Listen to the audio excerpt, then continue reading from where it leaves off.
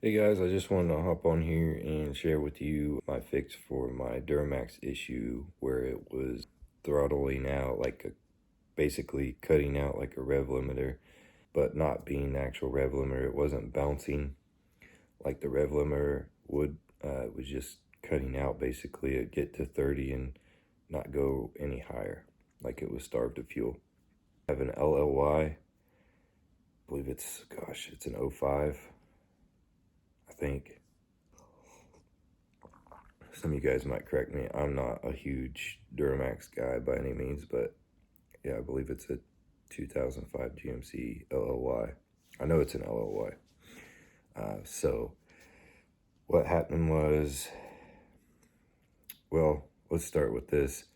We went camping. I pull a 25-foot trailer, and on the way to camping, it would cut out on the highway. Like it would just act like it had no power. It'd be at interstate speeds, and you just stomp it, and it would act like it was cutting out. So I think the issue just went from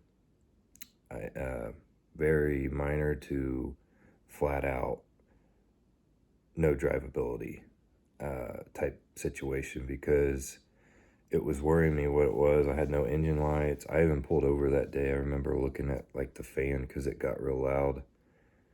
Like it was like bogging down. I believe that was part of this issue. I don't know. I haven't drove it enough, I guess, but I have drove it enough to know that this Duramax was fine until it heated up.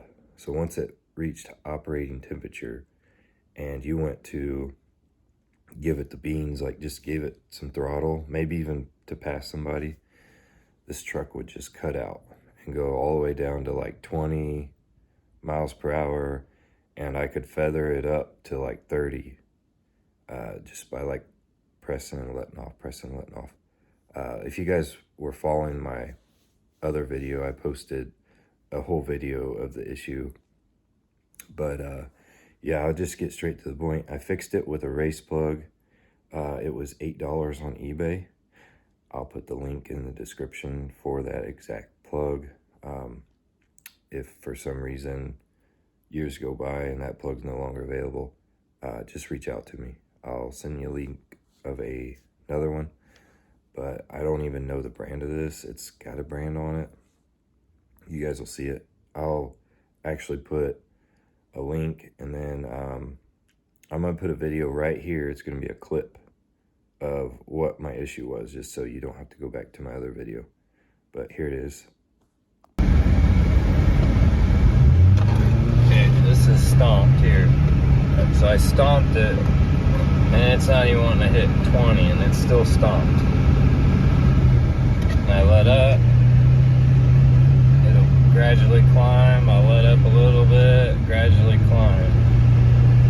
I've replaced the fuel filter, and that's all I've done since this issue. And I'm gonna throw this video in here too. I watched guys replace these like it was nothing. They were taking sockets and extensions and getting them out like it was nothing. Well, that was a different story for me. Tell you, I went and put a socket and extension in, and the thing started stripping on me. I thought, no, this is not gonna happen to me. Because if you strip that out, you're basically screwed. Basically, you're talking like easy out, and then I don't know if the shavings would get in there. Gosh, it just seems like a mess, but I hope that doesn't happen to you. So if there's even a thought that you're gonna do that, remove the bracket. I know you guys are gonna jump me for this, but I sawzalled that bracket right off of there. And I'm gonna show you a video of me removing it.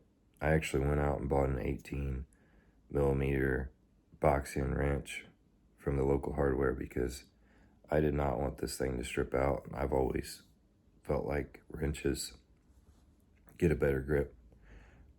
But it also helped with the angle, I believe, because it brought it to where I could hit it with a hammer.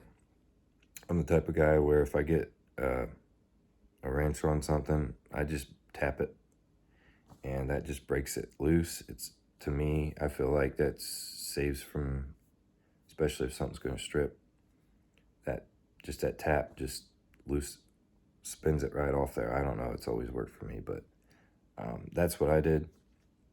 And if you guys are worried about the bracket, really it basically just holds that little, what is it, that box. It's a, trying to think what, I literally just woke up and drinking coffee, so sorry, but I think it's something to do with the glow plugs.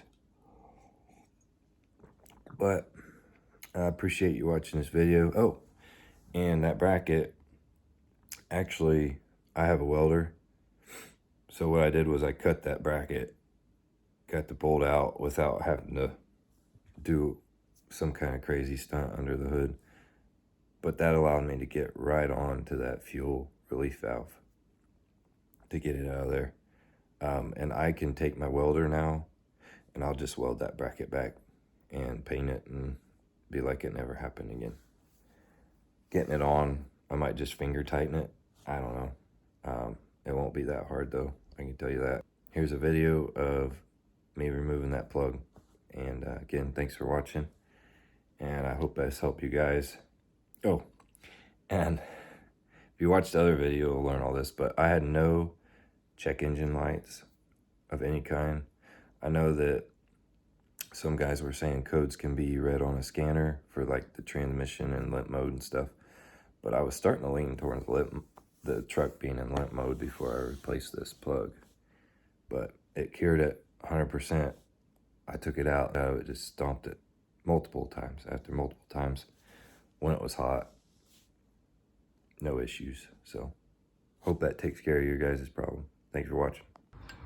All right, guys, so I was watching a bunch of videos and guys were just having a hard time getting these plugs out.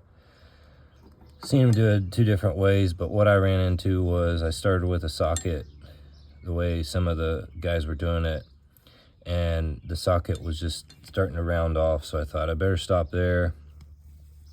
And I proceeded to sawzall this bracket off. I figured, you know, I can just get one of these at a junkyard or something later on, but I did not want to strip this bolt out. So I sawzalled that off, and now I can remove that bracket bolt there. I imagine it will be easier to put it back in. I can finger tighten it or whatever, but it's done, it's out of the way. I actually already got my race plug in. This is on an LLY, but what I had to do was go out and buy an 18mm box end wrench because my set did not have an 18. And what I did was I faced it flat that way. It works this way, but you run into the fuel line, risking hitting the fuel line when you're hitting on the wrench. And it just, you want it as flat as can be. So that was right here. And what I did was, I have clearance up here. I took a hammer, see if I can do this, like this, and hit on it. Sorry about that. There's just enough room to hit it with a standard hammer. So like this, and you get it in there, and you can move this hose down. You can actually prop it down with a bungee, or bungee it back with a bungee cord, and you can just whack on that wrench. And that is what I found is the easiest way to get it out without ripping your knuckles open on these guys and stuff like that.